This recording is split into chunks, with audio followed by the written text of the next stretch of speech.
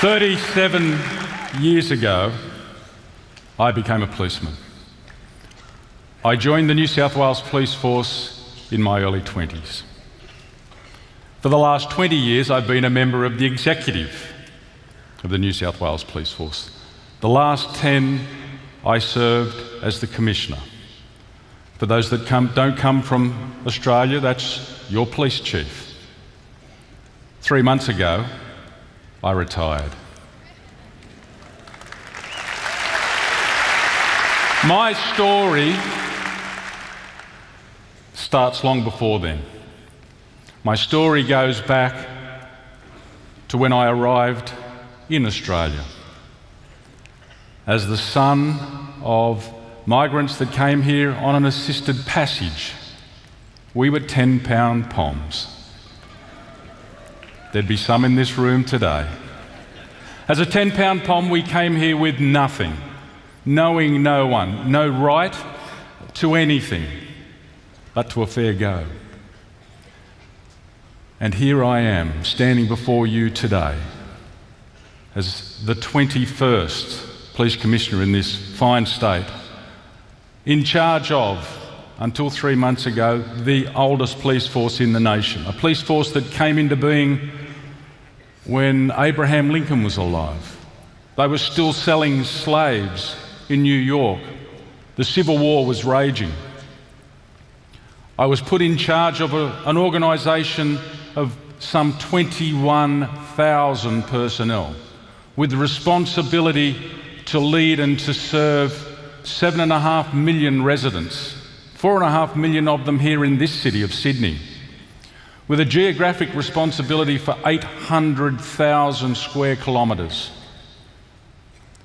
with a budget that I administered on your behalf of some $3.4 billion per year. And how did a young boy who came from another part of the world end up in the position that I'm in? Well, I was called to lead. I was called to lead you, to lead an organisation. But I know that to be a good leader, you've got to be a follower. And at 14, I chose to follow the Lord. I gave my heart to Jesus.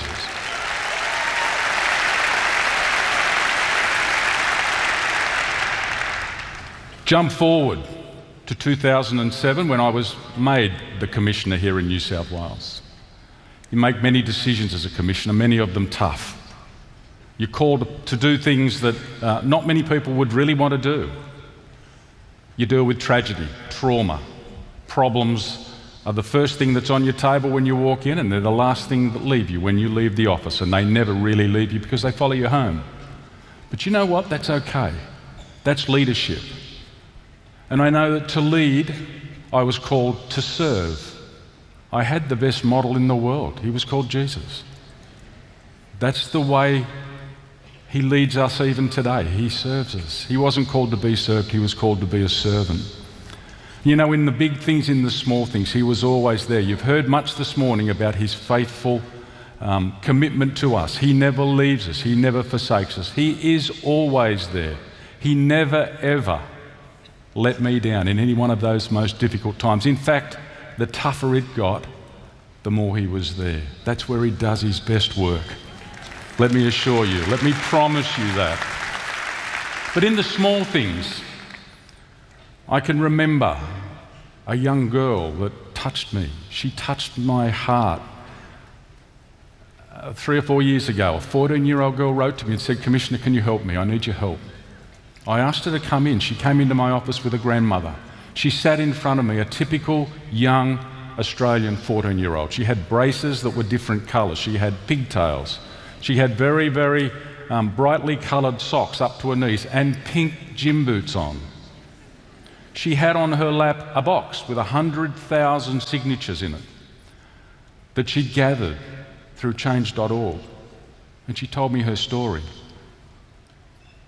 She said, I've been living in a family that's been racked by domestic violence all of my life. I didn't know anything but domestic violence.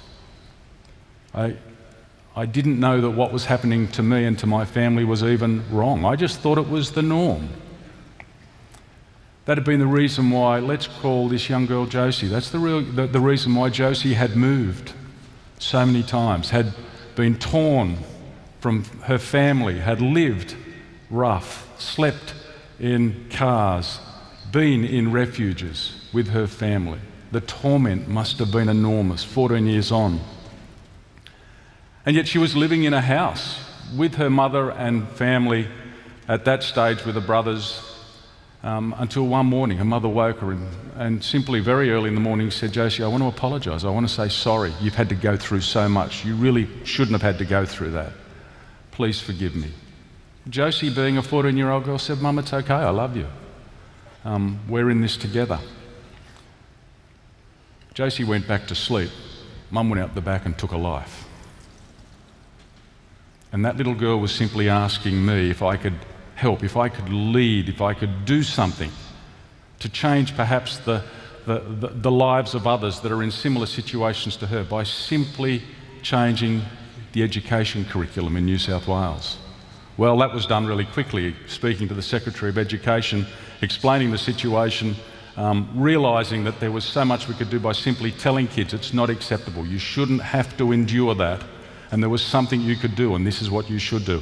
And having that built into the curriculum within a month made it so very special. I was so glad that I was able to lead that young girl and potentially so many other 1,000 young people by serving them, by serving her, by letting her know that her story mattered, that she had worth, and that we could do things together.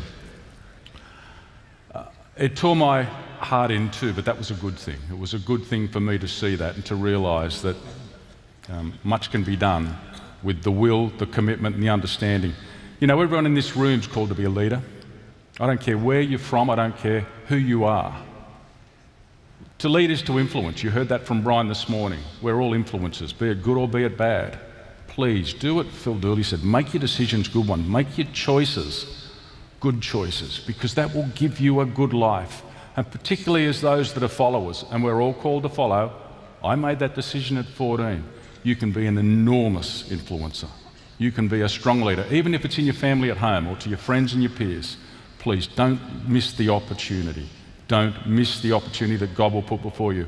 Brian so beautifully grabbed that little girl and said, this little 2-year-old girl, I think she looked about 2, maybe a bit younger this morning, and said, don't underestimate where this young girl could end up. It's true. I'm standing here before you today as an example of that. God will take you to places you never dreamt of. His job's to open the doors. Yours is simply to walk through. So when you do, hold your head high and let them know that you're there on the Lord's business. Because what I did as a policeman, what I did in those last 10 years, it wasn't about me. My life as a policeman was all about my ministry for God.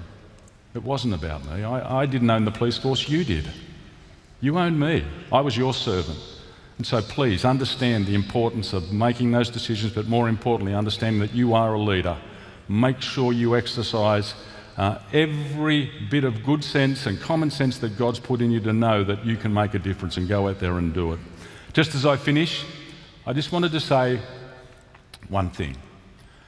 Over those 10 years, and even before then, but particularly in the last 10 years, your support has meant so much to my wife Joy and to my family. Some of those days have been very dark days. But I know that you've been there. You've written to me, you've emailed, communicated, you've phoned me, you've been there, and you've been there in prayer. Let me assure you, your prayers have been so gratefully received. Eternally thankful as a family, as a man, as your commissioner. Thank you for the privilege of being able to lead you for the last 10 years as your Commissioner, more importantly to serve you. Thank you. God bless.